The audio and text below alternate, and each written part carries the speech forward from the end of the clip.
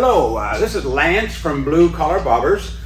We're so excited to do this Vulcan 1500. We've had tons of requests for these and finally picked one up. It's kind of a little bit of a grungy one, which is a perfect project for a bobber. The bike doesn't need to be perfect. This is kind of a higher mileage bike, but it runs super good. It has the nice pipes on it. It's a blast to ride, so we're gonna have fun doing this. And it's funny because we kind of design these kits as we go. So right now I have not done anything with this bike. I haven't taken it apart or anything. We're just gonna do the videos and do the designing all at once. So let's get started. First of all, you'll notice there's a roll around chair down there. Really important. We kind of design these kits so you can do the whole thing on the kickstand. It's just so much easier and more fun to do everything on that little roll around chair. I'm an old fart and it's really hard for me to get up and down, so it really saves my butt.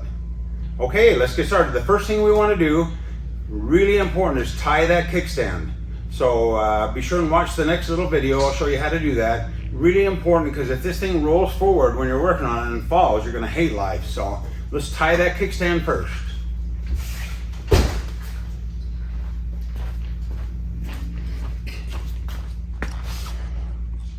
Okay, what I've done is taken a small piece of rope.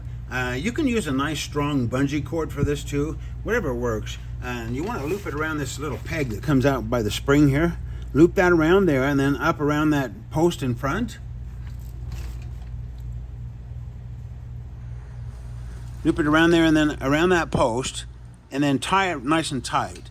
And then double check it when you get finished.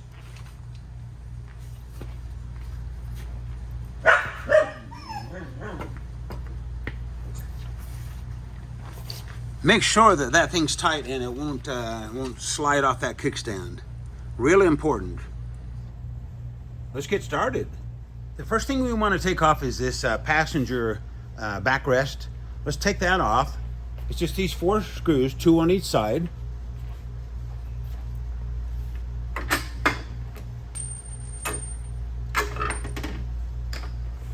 Boy, it's nice to get rid of that. I hate those things. Every time I get on the bike, I have a hell of a time slinging my leg over the seat to get to where I can ride. Plus those things are heavy. Everything you take off this bike is nice and heavy, and it's nice to get rid of the weight so it'll be nice and fun to ride when we bob it out.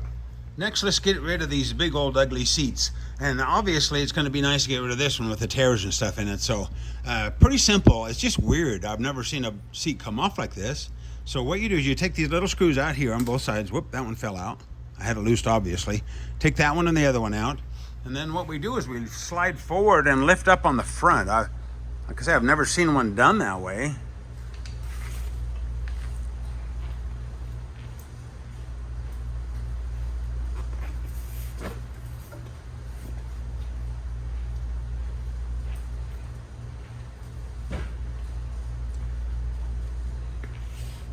Now the passenger seat is equally as weird.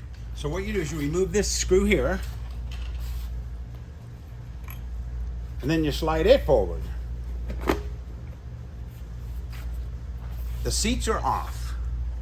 First we want to remove these wires or these connectors.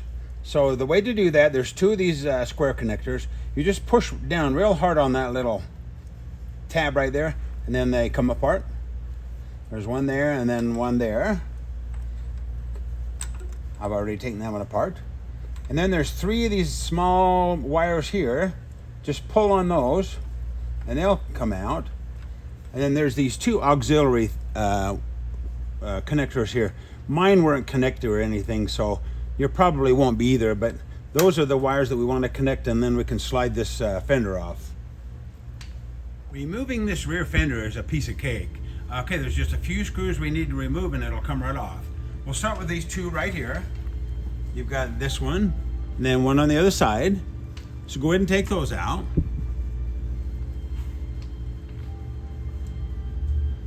And then we've got one here and one on the other side. Go ahead and remove those. And the chrome strips will come off. And then the last one is these 2, one here and one on the other side.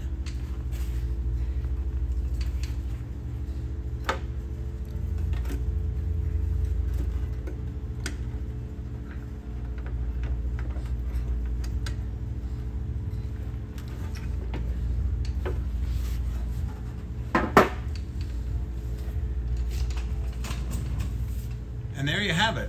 I'm going to show you what to do with this rear fender. Whatever you do, don't get rid of it yet.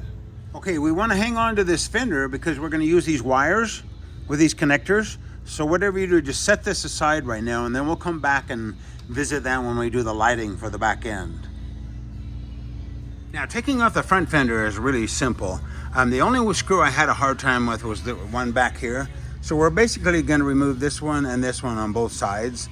And the other sides are easy to get to, no problem. But this one's kind of a stinker. So what I did is I put my box end wrench in. I kind of snaked it through next to that brake line there, and then hook it on that bolt, and then you can push down on it. And then once you get that done, you can take this screw out, rock the fender back, and then you can get to it from this side real easily. Okay, we got the screws out. Let's check that fender off.